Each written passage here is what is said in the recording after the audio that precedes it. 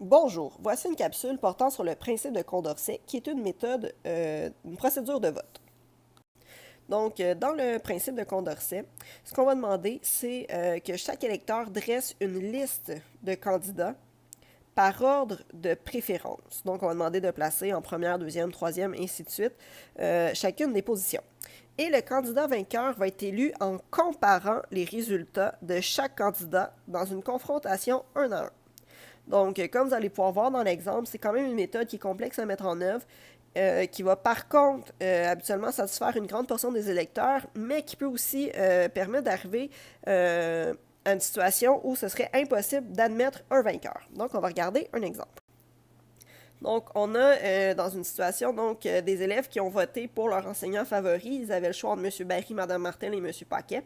Et les élèves les ont placés en ordre de préférence, donc du premier au troisième choix.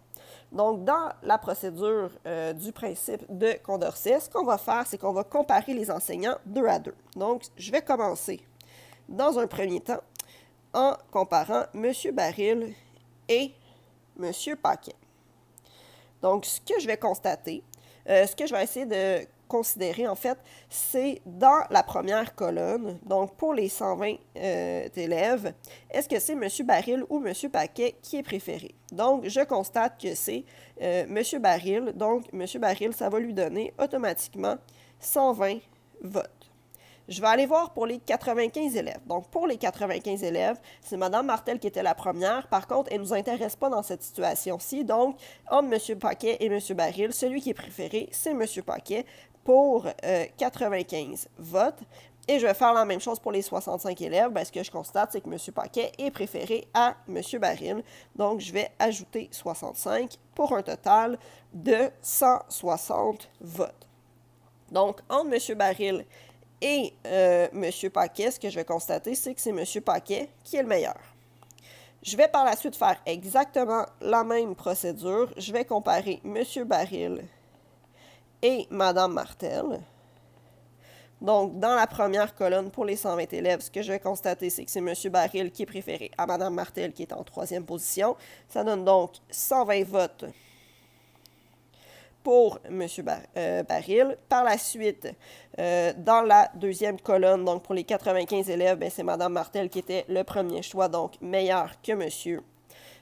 Baril, donc 95. Et dans la troisième colonne, ce que je constate, c'est que même si c'est M. Paquet qui est en premier choix, comme il ne vous intéresse pas, c'est Mme Martel qui va gagner par rapport à M. Baril. Donc, je vais ajouter 65 votes pour un total de 160. Donc, ce que je constate, c'est que dans ce duel, ce sera Mme Martel qui va gagner. Et finalement, je vais donc aller